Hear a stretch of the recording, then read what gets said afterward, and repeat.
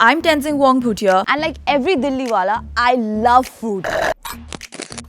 but I'm scared of everything, even weird food. But that's exactly what I want to change. And that's why I convinced these guys and Zomato to send me across the country to try some of the most unusual and adventurous food India has to offer. 8 weeks, 8 cities, 1 stomach, and a whole lot of Daiji. And today, I'm heading to Lucknow to eat buffalo's feet and goat brains. Man.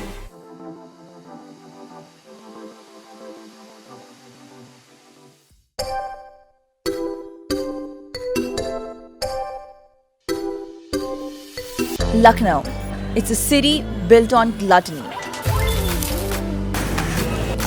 Every 100 meters, there's a different stall, a different smell, each with a secret recipe perfected over generations, and a line around the block.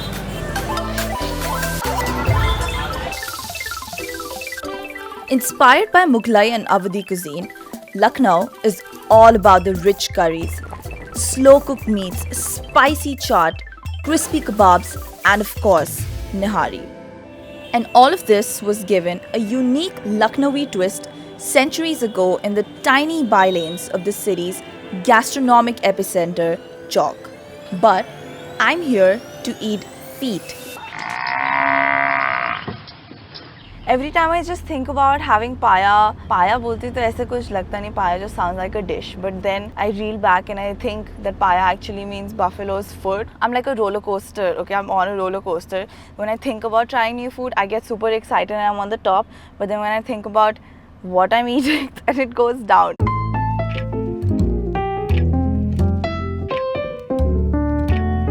But what's comforting is that I'm heading to Rahim's, a 4th generation restaurant that's been serving the best paya in the city for over 100 years.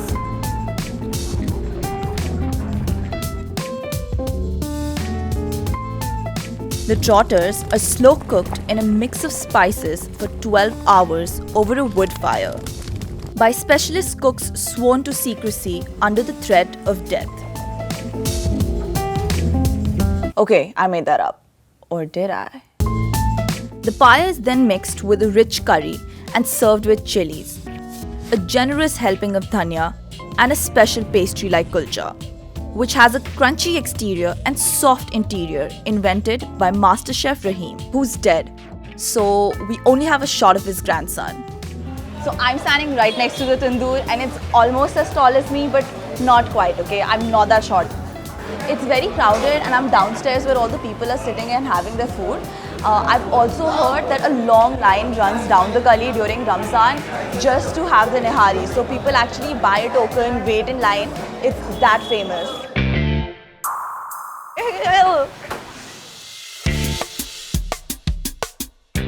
I mean, it looks fine. I mean, you put dhania over anything and then it starts looking nice. Woo! It's like this, you know, it's not the most appetizing looking thing in the world. I mean, who the eats foot? You can have any prime cut of the meat, okay? And I'm kind of like snobbish about my food. And I'm not the only one. Historically, the prime cuts of meat went to the social elites, leaving the lesser pieces such as organs and trotters, paya, for the poor. But once the superfood status of trotters was discovered, they started finding their way back into everyone's diets. #capitalism. Also, It is an aphrodisiac, which is a little weird because when you go on like porn sites and they have like foot fetishes, maybe this is where it comes from. I mean, I'm feeling fine. If I particularly start feeling horny, you will know. Just a little question, like where do I suck this from?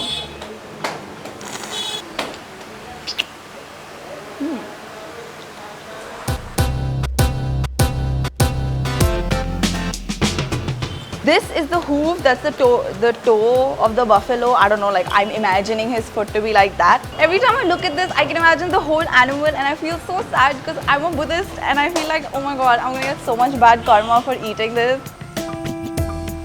And this is what is giving it a very rich gelatinous type of flavor and texture. It's like very jiggly. It's so jiggly, just look at it.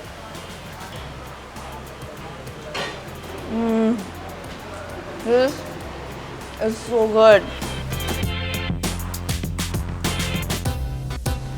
This is very like tender and it just breaks off. If I use my spoon, it just breaks off really easily, and it's so like rich and flavorful, and you can just like gob on it, like chew on it, and just like 2-3 bites and it's gone.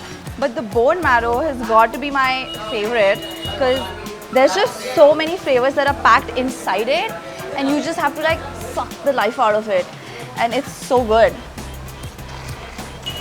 Actually, you know, it's very psychological. It's just we're conditioned to believe what parts are okay to eat and what parts are not okay to eat. I mean, once you get over whatever inhibitions you have and you just like go ham on this, then it actually tastes rather nice.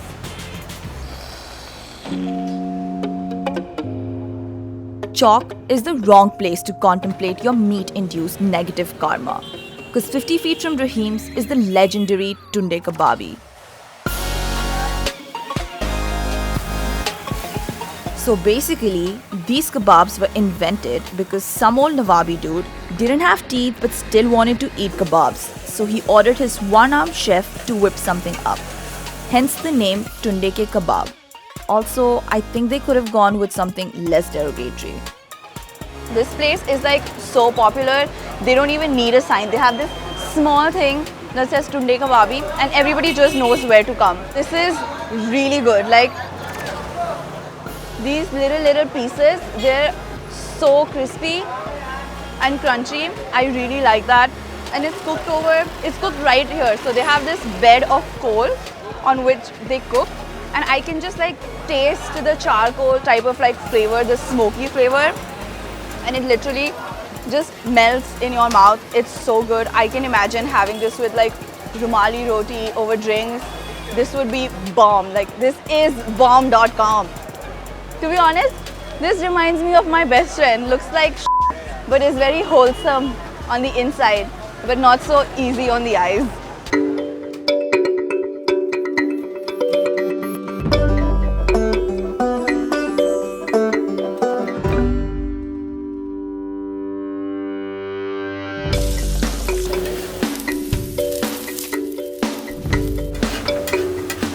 Lucknow runs on street food. That's because it's a city of immigrants, and street food stalls were started to cater to those who didn't have kitchens at home. I'm kind of full right now, but I'm still feeling hungry again because of the fragrances that I'm smelling. I can smell biryani being cooked on my left. I can smell the kebabs that are being fried in the back. And far, far, far away, actually not too far away, I can see like chaat being made, and that's like really tempting me. And if you want chaat, there's only one man for the job. That's Hardayal Maurya, the self-proclaimed chaat king of Lucknow. He's been making chaat for over 50 years now, and his family for over 250. Chaat King ji, आवाज कैसे हैं? बहुत बढ़िया, first class, fine. तो आप मुझे चाट के बारे में बताओ, ये होता क्या है मतलब? ये असली चाट है, जहाँ से चाट की शुरुआत की थी। हाँ जी। है ना?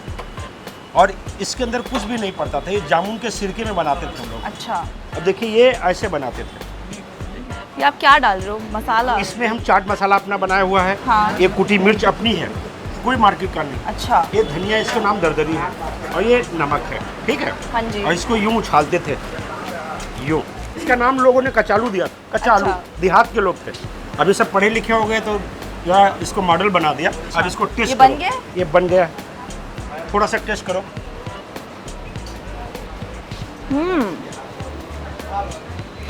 ऐसा चाट मैंने पहले कभी नहीं खाया। ये इसकी शुरुआत यहीं से हुई थी चाट की। So the chaat, if you can see, the aloo is like so nicely coated with the mirchi, and it looks like it's Domino's chili flakes, but it's not, because he claims like he makes all of these masalas on his own. अभी हम आपको दूसरा test करो, है ना? दूसरा test करने का, सिर्फ खाने का नहीं। Maybe I should have said no. हम बनाने जा रहे हैं चाट प्लेटों। एक ही प्लेट में कम से कम 10 टेस्ट मिलते हैं। It's khatta khatta like imli, and these are all things that I really, really, really like. Cheers.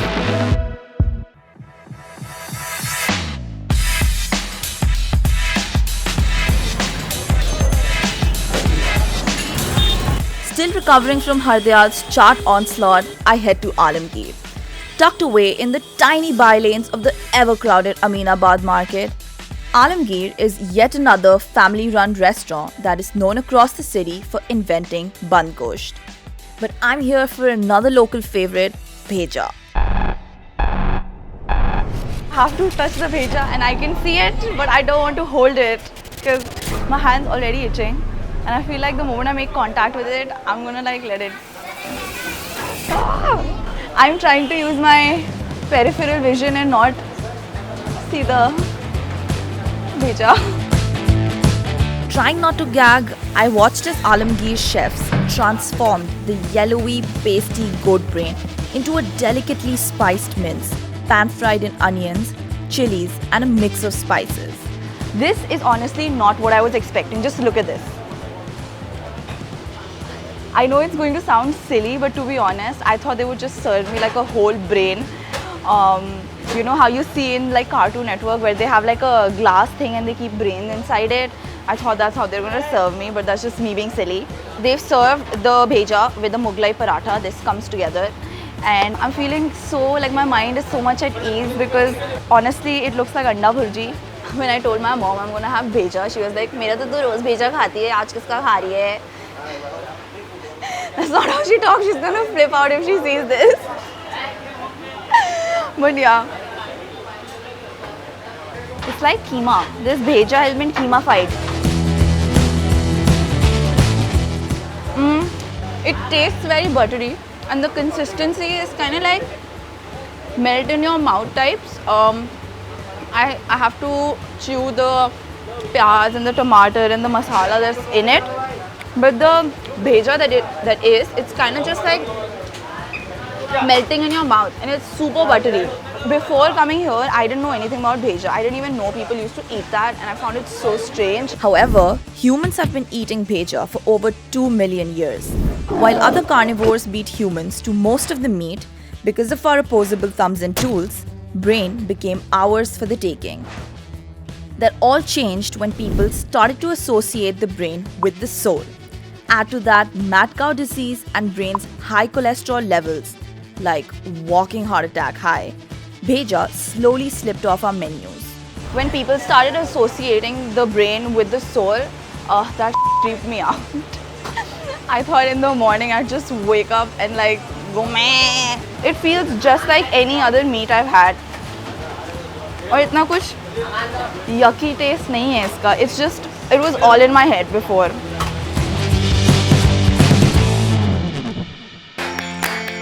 Today's been crazy. I mean, I almost missed my flight. Came to a city obsessed with food, ate some delicious feet, heard Shairi that didn't make the edit, went into a chart-induced coma, almost got run over, had our drones stolen. But most importantly, I overcame my fear and ate buffalo hoofs and goat brain. The lesson for the day is don't fear the unknown.